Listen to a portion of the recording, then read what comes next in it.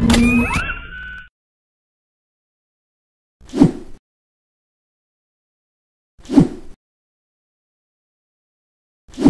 আলাইকুম সবাইকে, aesthetic nation ফিটনেসে সবাইকে স্বাগতম। আজকে যে বিষয় নিয়ে কথা বলবো সেটা হচ্ছে ইনজুরি নিয়ে, কিভাবে আপনি ইনজুরি থেকে বাঁচবেন। বিশেষ করে যারা বিগিনার আছে তাদের জন্য আজকে এই ভিডিওটা ডেডিকেটেড। এখন আপনি যদি ইনজুরি থেকে বাঁচতে চান, আপনাকে অবশ্যই ট্রেনারের কথা শুনতে হবে। এই কথাটা আপনার মাথায় যেন পার্মানেন্টলি সেভ করে রাখেন।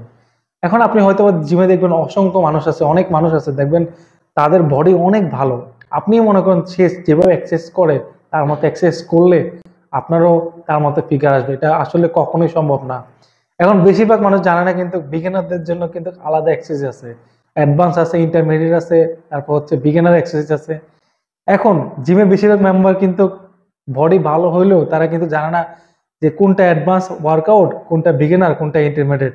এখন আপনি যখন বিগিনার আছেন, আপনি এখন অ্যাডভান্স ওয়ার্কআউট করতে যাবেন, ইনজুরি হওয়ার সম্ভাবনা 100% থাকবে। এই জন্য আপনার কি করা উচিত?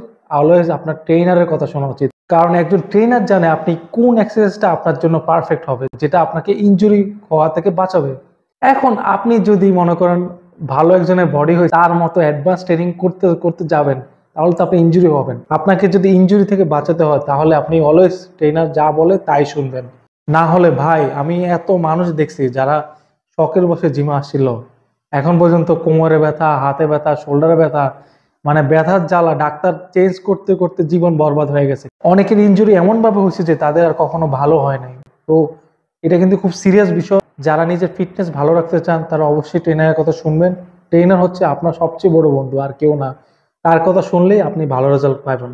তো ভিডিওটা কেমন লাগলো কমেন্ট করে অবশ্যই জানাবেন। টিল দেন, আল্লাহ হাফেজ।